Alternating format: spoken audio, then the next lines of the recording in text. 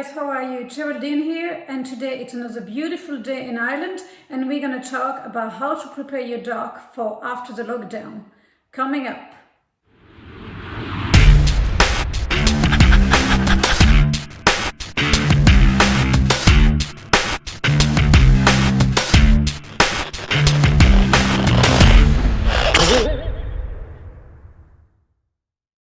Hi guys, Geraldine here, and today we're going to talk about how to prepare your dog for after the lockdown. A lot of dog owners have contacted me recently asking me, they're a bit worried about how their dog's going to react again when they go back to work. And it's true that at the moment there are a lot of owners that are at home and constantly with their dogs, and it's true that the dog might be a bit distressed when once he's again left on his own.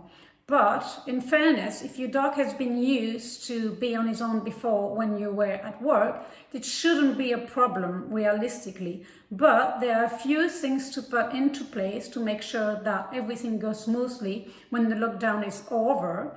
Note that I want to really point out that this is not something that's going to help dog owners whose dogs have severe anxiety problem. In this case, you should really seek professional help and come up with a customized plan for your dog, because it's not going to solve anxiety problem if your dog had severe anxiety problem before. But if your dog was used to stay on his own and you're just a bit worried that after the lockdown, after being with you all the time, he's going to be a bit distressed to stay on his own again, then there's a few things to put into place, and we're going to cover them in this video. So the first thing to put into place to make sure that your dog is okay after the lockdown when you go back to work is actually to now stick to your normal dog routine. What I mean by that is that dogs are very routine animals. They love routine. So if there's any change, they might get distressed and a bit worried.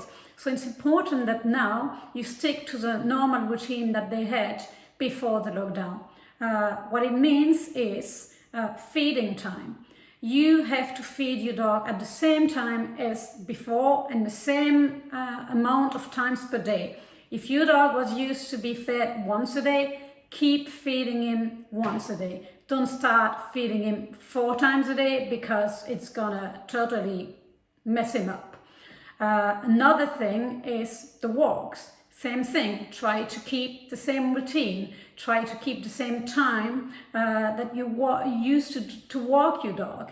If you were used to walk your dog once a day, or not even once a day, but only at weekends, don't start walking 4 or 5 times a day, because of course that is going to be a massive difference for when you're going back to work. And the last thing is sleep and rest. Your dog needs a lot of amount of rest and sleep per day. So make sure that he gets it now that you're constantly at home, that your kids don't bother him all the time and try to play and interact with him all the time, because otherwise he's going to be distressed as well once you go back to work and there's nobody to interact with. The second important thing to understand is that just because you're home all the time, you don't actually have to interact with your dog all the time. And what I mean by that is that your dog has to understand that just because you're around doesn't mean that it needs to interact with you all the time.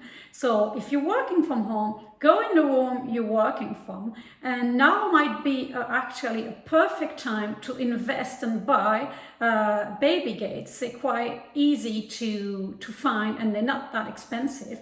And so you go in the room you're working from, you leave the door of that room open, but you set up a baby gate in that door, so your dog can actually see you and know that you're there, but he cannot interact with you. Don't let your dog follows you everywhere. And if you're not working from home and you're just at home doing things. You can do the same thing, as the exact same thing, just watching TV or reading a book. You go in the sitting room, you watch a movie or you read a book, but you put up a baby gate so the dog can see you but doesn't interact with you. And if your dogs try to follow you everywhere, don't encourage it. And if your dog come and ask you to interact with him, ask you to pet him, just ignore him. No, I'm not saying that you should ignore your dog all the time. By all means, of course, do pet your dog and do interact with him, but on your own term, not when he decides, but when you decide and when you are free and when you are not busy working. So that's a huge difference. So don't interact with your dog all the time. Third tip, very easy to put into place: leave the house without your dog. I know we are limited in our moves at the moment during the lockdown, but we can still go shopping, and go shopping without your dog. Please leave for 1 hour, 30 minutes. Take advantage of that time that you can leave your dog on his own. You can also go exercising, for walks, of course, in the safety limit that we are allowed to go and exercise.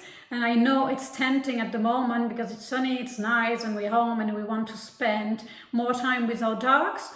But it's also good to actually go for a walk without your dog. Trust me, because he's going to be used to you leaving the house again. And it's important that you try to go regularly, maybe not every day go for a walk, but every second or third day, so your dog get used to being on his own regularly again. Leave treats and toys to your dog when you leave home. This is not only for the lockdown period, actually. It can be for any time when you need your dog to get used to being left on his own. Actually, when I got Bruce, my foxhound, the latest addition, he was not house trained at all, and he had the tendency to be a bit distressed and destroy and choosing when I was not there. So what I did, I came up with a plan. I use hollow Kong toys that I stuff with biscuits and dog paste, and I put them in a freezer, and I give it to Bruce when I go away. And trust me, it takes him a lot of time, because everything is frozen, to get through all the treat and paste, and it keeps him busy and it keeps him happy. The idea is to make your dog think, oh, my owner is going, but I know I'm going to get that favorite treat. What is important is actually to keep that routine, that special treat for when you go away. So it's gonna actually turn the moment that you go away into happy times for him. My owner's going, I'm gonna get that treat. That's great. And also what I do as well is actually leave the radio on when I go away, so it keeps them like human voice. They can hear human voice. And just one important thing as well, just be aware of not leaving your dog with bones or poor quality toy that he might choke or choke on or be injured with. You just have to make sure that what you leave him with is appropriate. And I'm going to show you exactly what I do with Kong toys. So this is what I do. I take a hollow dog Kong, that's just a classic Kong. Take a few biscuits, doesn't matter which one, dog biscuit, you scrape them in. If they're not easy to take out, it's better, but they will be frozen anyway. Then we take the paste, Kong Easy treat paste is very good. Stuff it in as well. Like this. You cannot see it, but actually Bruce is my feet here, because he's thinking, oh, she's going away, I'm going to get my treat. That's it. Put it in the freezer. When you go out, you take it out and you give to your dog. And what I do also, put the radio on so it keeps them company. That's it.